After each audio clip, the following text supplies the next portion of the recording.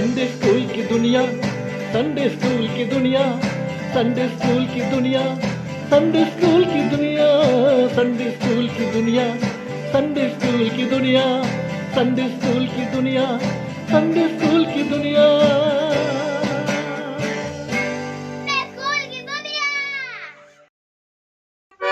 Sunday school की दुनिया में आप सभी का स्वागत है। मैं pastor Emmanuel Zion prison worship ministry की तरफ से आप सभी का स्वागत करता हूं और बताना चाहता हूं आज हमारे स्टूडियो में एक छोटी बच्ची आई है और वो आके आपको हेलो करेगी और अपना नाम बताएगी। आइए बेटा, आपका स्वागत है इस स्टूडियो में। हेलो फ्रेंड्स, मेरा नाम है नाइसा। नाइसा, आप हमें ये बताइए कि आप जो ये प्रोग्राम देखती हैं इसका नाम क्या है? संडे स्कूल की दुनिया। आपको कैसा लगता है? बहुत अच्छा। तो नाइसा, आज का हमारा पहला गाना कौन सा है? झंडा ये प्रेम का। ओके, तो बच्चों हम गाते हैं झंडा ये प्रेम का मेरे दिल पे लहराता राजा यीशु मेरे दिल में है। उसने एक प्रेम का झंडा मुझे और आपको दिया है जिसको लेकर हमें आगे चलना है और उस प्रेम को आपस में एक दूसरे के साथ में बांटना है। आइए हम गाते हैं। झंडा ये प्रेम का मेरे दिल से लहराता, मेरे दिल से लहराता, मेरे दिल से लहराता। झंडा ये प्रेम का मेरे दिल से लहराता, राजा यीशु मेरे दिल में है। मुझे उठाओ सारा जग जाने, सारा जग जाने, सारा जग जाने। मुझे उठाओ सारा जग जाने, राजा यीशु मेरे दिल में है। Love is the flag floating high from the castle of my heart, from the castle of my heart, from the castle of my heart. Love is the flag floating high from the castle of my heart, that the King is in residence.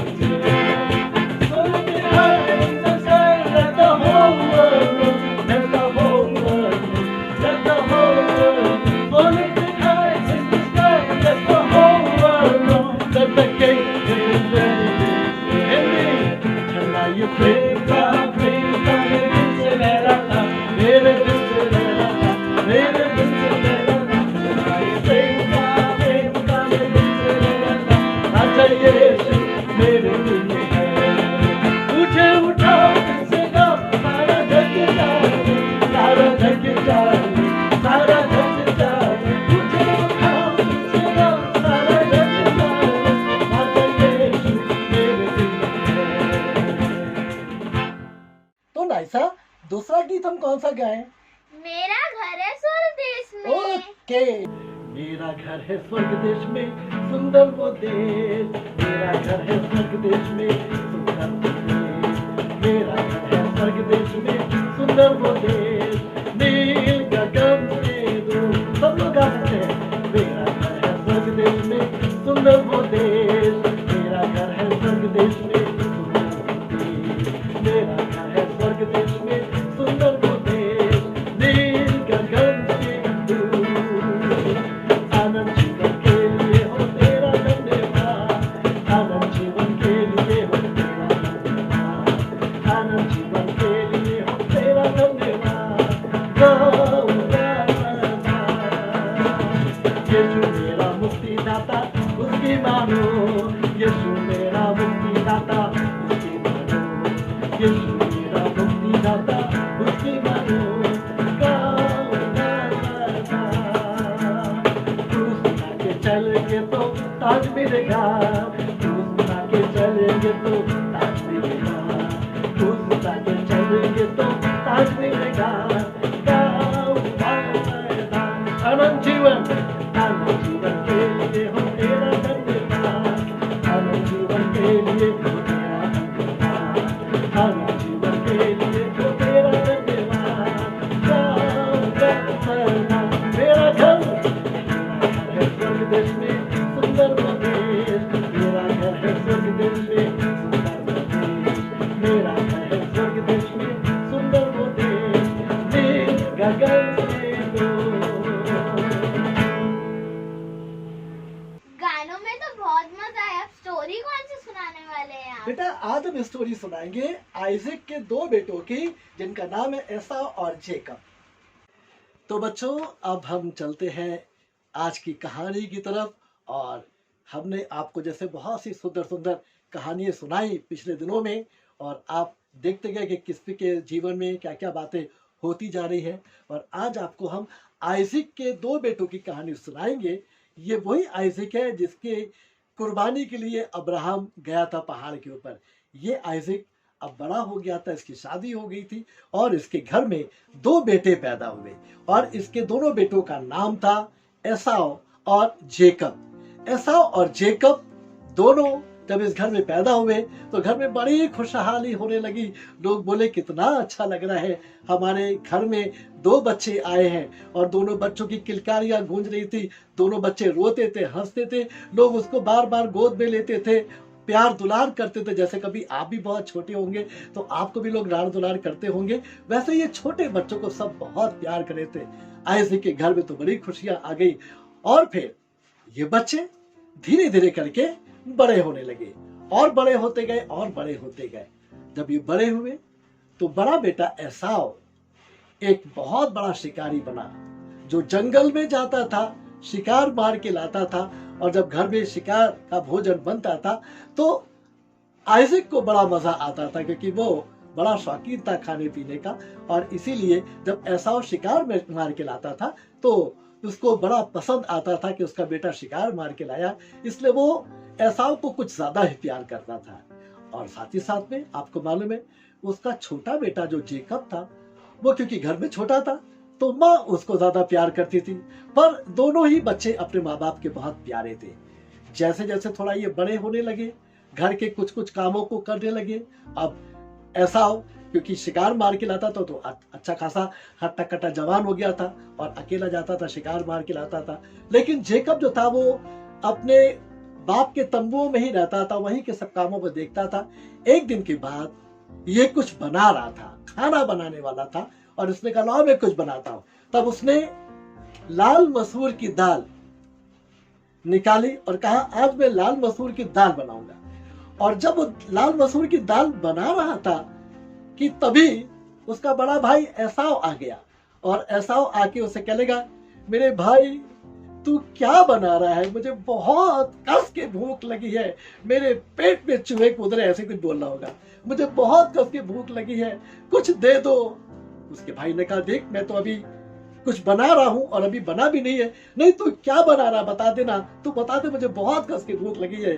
तो उसके भाई ने बोला, Jacob ने कहा देख मैं लाल मसूर की दाल बना रहा हूँ, क्योंकि वो पूछ रहा था बार बार ये लाल लाल क्या बना रहा है, ये लाल लाल क्या बना रहा है। तब उसके भाई ने कहा ये लाल मसूर की दाल में बना रहा हूँ। तो उसने कहा तू जल्दी से बना के मुझे खिला दे। तो उसके भाई ने कहा नहीं भाई फ्री में नहीं दूंगा, इसके बदले में तुम्हें कुछ देना पड़ेगा। तो उसका बड़ा भाई बोला अरे तुझे क्या चाहिए तू ले ले, पर मुझे बड़ी कस के भूख लगी है, मुझे ये दाल खानी ही खानी है। तो उसने कहा अच्छा तुम मुझे क्या दे सकते हो बताओ। तो उसके भाई ने बोला अरे तू जो मांगता है मांग ले, मैं तुझे दे दूंगा, मांग के तो देख। तब जेकब ने कहा देख तू घर का बड़ा लड़का है, तू पहलौठा है, एक काम कर तू अपने पहलौठे होने का अधिकार मुझे बेच दे तो मैं तुझे दाल खाने को दूंगा। बड़ा भाई बोला अरे घर का बड़ा लड़का हूँ, पहलौठा हूँ, पर पहलौठे होने का अधिकार मेरे किस काम का, अरे छोड़ो। बोला ठीक है तू ले ले, मैं अपना पहलौठे होने का अधिकार तुझे देता हूँ, पर मुझे तो भाई बहुत कस के भूख लगी है और मुझे ये दाल दे दे। जेकब ने कहा ठीक है तू अगर अपना पहलौठे होने का अधिकार मुझे दे देता, बेच रहा है, तो मैं तुझे ये देता हूं। और तब उसने अपने पहलौठे होने के अधिकार को तुच्छ जाना, एसाव ने बड़े बेटे ने तुच्छ जाना और उसने उस अधिकार को बेच दिया। किसके लिए? सिर्फ अपनी भूख मिटाने के लिए, वो लाल मसूर की दाल के लिए। जब कभी आप घर में लाल मसूर की दाल देखें तो आपको ये कहानी याद आ जाएगी कि इसी दाल की वजह से उसको लालच आ गया और एसाव ने अपने पलौटे होने के हक को बेच दिया। जेकब ने दाल निकाली और उसको दिया कि लो भाई खाओ। और जब भाई ने खाया, खा के तृप्त हो गया, उसने कहा अरे बहुत मजा आया, बहुत अच्छा, क्या बात है। और इस तरीके से उन लोग की जिंदगी आगे चलती गई और समय बीतता गया। समय बीतते बीतते एक समय ऐसा आया जब आइज़िक बहुत बुढ़ा हो गया। इतना बुढ़ा हो गया कि वो कहीं जा भी नहीं पाता था, उसके हाथ भी कांपते थे। इतना बुढ़ा हो गया था कि उसको अपनी आंखों से भी अब दिखाई नहीं पड़ता था, तो वो खाट पे लेटा रहता था और वो बहुत दिनों तक बीमार पड़ा था और उसको ऐसा लगा कि अब वो इतना बुजुर्ग हो गया है, वो इतना ज्यादा बुढ़ा हो गया है कि अब वो शायद बहुत ज्यादा दिन तक जिंदा नहीं रहेगा। और तब उसने अपने बड़े बेटे को जो शिकार मार के लाता था उसको बुलाया और बुला के कहा, ऐसा तू एक काम कर, तू बहुत अच्छा शिकारी है, तू जा और मेरे लिए शिकार मार के ला जंगल से, ताकि मैं उसको खाऊं और खा के मरने से पहले तुझे ढेर से आशीर्वाद दे दूं, क्योंकि तू पहलौटा है, मैं तुझे अधिकार देना चाहता हूं, तुझे आशीर्वाद देना चाहता हूं। ऐसा होने का, अरे पापा आपने कैसी बात करी, मैं अभी जाता हूं और जाकर के शिकार मार के लाता हूं। वो फौरन वहां से निकल गया तीर कमान लेकर के, और उसने कहा मैं जाऊंगा और जाके मैं शिकार मार के लाता हूं। वो चला गया जंगल में शिकार मारने। अब शिकार इतनी जल्दी तो मिलता नहीं, बहुत मेहनत लगती है, बहुत टाइम जाता है, तब जाकर के शिकार मिलता है। वो तो गया शिकार मारने, पर ये वाली बात माँ सुन रही थी।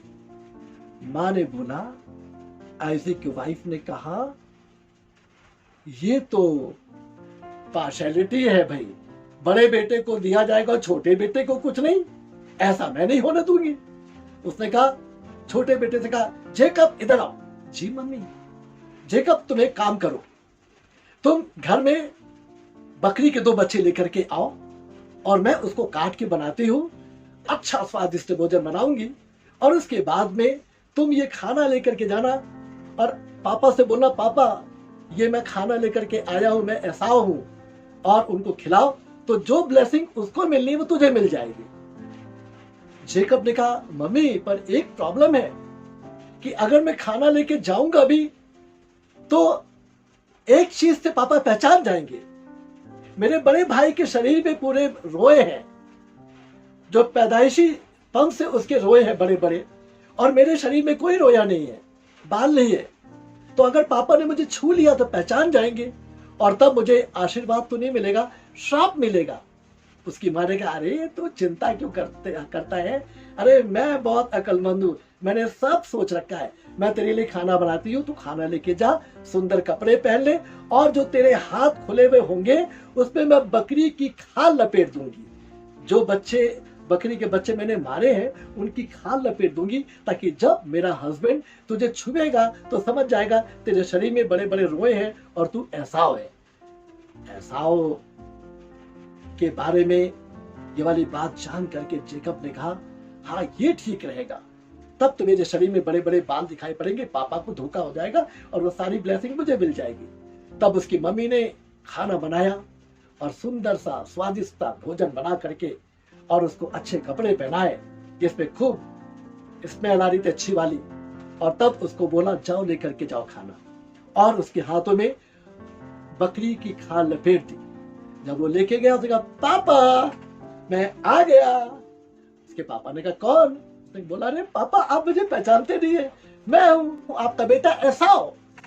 तो पापा ने कहा, बेटा लेकिन तेरी आवाज तो जेकब की से सुनाई पड़ रही है, तू एसाव कैसे हो सकता है? उसने बोला, हाँ पापा मैं एसाव ही हूं, पर तेरी आवाज तो बेटा जेकब की सी लगती, तू पास में आ। मुझे दिखाई नहीं पड़ा और पास में आ। जब पास में आया खाना लेके तो पापा ने बोला, खाना तो बहुत स्वादिष्ट है, पर तू मेरे पास आ, मुझे यकीन नहीं हो रहा कि तू एसाव है। और तब जब वो पापा के पास में गया तो प्लानिंग तो पूरी तैयारी थी, और तब जब उसने उस बेटे को पास बुला के उसके हाथों को छुआ, जब जेकब के हाथों को छुआ तो उसके हाथों में तो बकरी की खाल लिपटी हुई थी, और वो रोए जब नजर आए तो पापा ने कहा, हाँ तेरी आवाज लग रही है छोटे वाले बेटे की तरह, पर तू एसाव ही है क्योंकि तेरे शरीर में बड़े बड़े बाल है। और तब उसने खुश होकर के खाना खाया और स्वादिष्ट भोजन करने के बाद में अपने बेटे को बहुत चूमा और उसको बोला, अब अपने मरने से पहले मैं तुझे सारी ब्लेसिंग देता हूं। और एक एक करके उसने ढेर सी ब्लेसिंग उसको दे दी कि अब जब आइज़ैक मर जाएगा, वो पिता चला जाएगा दुनिया से, तो अब उसका बेटा राज करेगा और उसके पास सारी ब्लेसिंग रहेगी जिसके साथ वो चलेगा। और तब पापा ने कहा, बेटा ये सारी ब्लेसिंग तेरी है। उसने कहा, थैंक यू पापा, आपने इतनी ब्लेसिंग दी, मैं इस लायक तो ठहरा, थैंक यू सो मच। और अपने पापा को प्यार किया और वहां से फिर वो जल्दी से अपनी माँ के पास आया। माँ ने कहा जल्दी से बाहर निकल जा, क्योंकि तेरा भाई आता होगा और उसको मालूम पड़ेगा कि हमने उसके साथ धोखा किया है, तो वो बहुत क्रोधित हो जाएगा। माँ की आवाज जैसे ही जेकब ने सुनी, जेकब वहां से भागा कि इससे पहले कि भाई आजा वो यहां से निकल जाए। सारी ब्लेसिंग उसको मिल गई और वो वहां से भाग गया। जब चला गया, थोड़ी देर में एसाव आया, क्योंकि शिकार मिलने में टाइम लगता है। शिकार लेके आया, मारा, उसको पकाया। पकाने के बाद में अपने पिता के पास लेके आया, बोला पापा मैं आपके लिए भोजन ले आया। पापा का दिमाग चकरा गया, ये कौन आ गया? उसने कहा तू कौन है? उसने कहा पापा मैं हूं आपका बेटा एसाव। पर बेटा अभी तो तू आया था मुझे खाना देने के लिए, मैंने तुझे सारा आशीर्वाद दे दिया, तेरे खाने को भी मैंने खाया। नहीं पापा मैं तो अभी आया ही नहीं, मैं तो कितनी दूर से शिकार मार के ला रहा हूँ, आने जाने में बहुत टाइम लगता है, फिर खाना बना, तो मैं अभी आया हूँ, इससे पहले मैं कभी नहीं आया। उसके पापा ने जान लिया कि छोटे बेटे ने चालाकी करी। तब वो बोला ये क्या हो गया? मुझसे बहुत दुखी हुआ, उदास हो गया। अरे तेरी सारी ब्लेसिंग तो मैंने बड़े भाई को, छोटे भाई को दे दी, तो बड़े भाई की थी। वो बोला पापा ये आपने क्या किया? वो बोले बेटा वो जो कुछ बना के लाया था मैंने सब में से कुछ कुछ खाया, और खाने के बाद में मैंने उसको सारे आशीर्वाद दे दिए, सारे आशीर्वाद दे दिए। अब मैं क्या करूं? एसाव रोने लगा, उदास हुआ। उसने कहा पापा अब मैं क्या करूंगा, तू मुझे बता मैं क्या करूंगा। उसके पापा ने कहा कोई बात नहीं, तू अपने अपने बल और सामर्थ्य के सहारे जिएगा, पर रहेगा अपने भाई के अंडर में, क्योंकि मैं उसको सारी ब्लेसिंग दे चुका बेटा, मैं इसमें कुछ भी परिवर्तन नहीं कर सकता। पर हाँ तू अपनी बल और सामर्थ्य के सहारे उसके साथ जिएगा, फिर एक समय ऐसा आएगा कि वो तू उसके सारे बंधनों से आजाद हो जाएगा। लेकिन बेटा वो जो ब्लेसिंग मैं उसको दे चुका वो तुझे नहीं दे सकता। और ये बेटा उदास होके, बड़ा बेटा एसाव उदास होकर के वहां से वो अपने घर से बाहर निकल गया और अपने छोटे भाई से बैर रखने लगा। बच्चों ये तो एक कहानी थी जिसके द्वारा मैंने आपको बताया कि किस प्रकार से छोटे भाई ने अपने पिता को धोखा दे करके सारी ब्लेसिंग ले ली।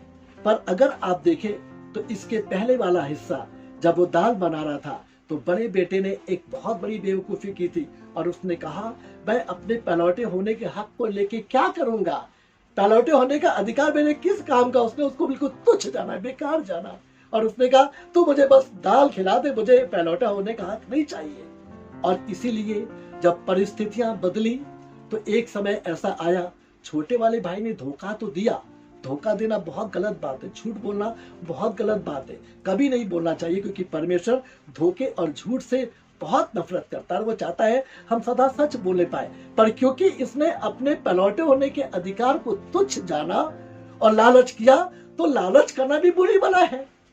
और इसी वजह से जो इसने अपना अधिकार बेच दिया था, आज छोटा बेटा उस बड़े अधिकार का स्वामी बन गया और बड़े बेटे को छोटे भाई के अंडर में जाना पड़ा, क्योंकि उस दिन उसने अपने पलौटे होने के अधिकार को बेच दिया था। प्रभु के बच्चों, मैं आपको आज बताना चाहता हूं, जो जेकब ने किया वो भी गलत था, जो जेकब की माँ ने एडवाइस दी वो भी गलत थी, झूठ बोला और धोखा दिया।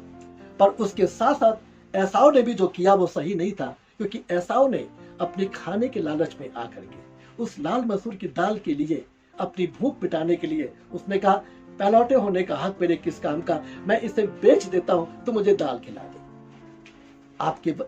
आपको पता है पवित्र बाइबल में लिखा है जितनों ने उसे ग्रहण किया उसने उन्हें परमेश्वर की संतान पलौटे होने का हक बख्शा है।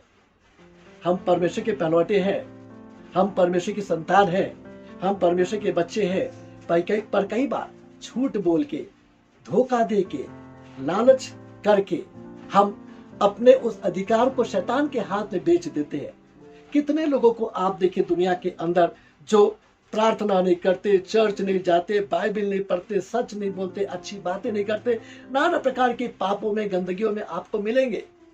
मसीह परिवार में वो पैदा हुए होंगे पर फिर भी वो गलत रास्ते पे होंगे। तो आप इस बात को जान लीजिए, उन्होंने अपने पलौटे होने के हक को किसी और लालच, किसी और आदत के लिए बेच दिया।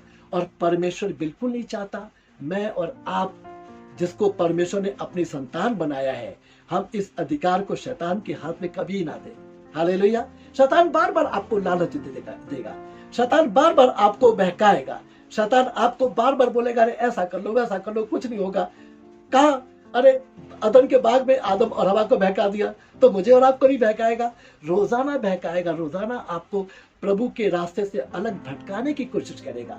पर आप इस बात को जाने, हम पहलौठे हैं, हम परमेश्वर की संतान है, हम प्रभु के बच्चे हैं। अभी हमने गाया ना कि मेरा घर है स्वर्ग देश में, सुंदर वो देश नील गगन से दूर। पर उस घर के यहाँ तो हम रहते हैं, पर वो जो एक और घर है जहाँ परमेश्वर के पास हमें जब जाना है उस नीले आसमान के पार, तो आप यकीन जाने कि उस घर के वासी तो वही होंगे जो परमेश्वर की इच्छा पे चलते हैं।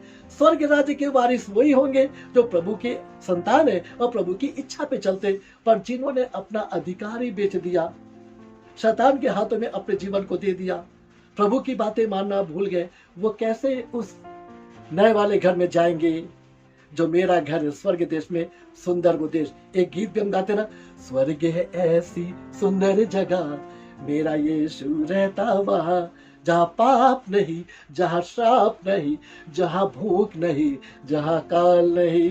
हाँ, हमारा प्रभु यीशु ऐसी सुंदर जगह पे रहता है जहाँ पर हम और आप भी जब इस दुनिया से जाएंगे तो वहां रहने पाएंगे। लेकिन कौन?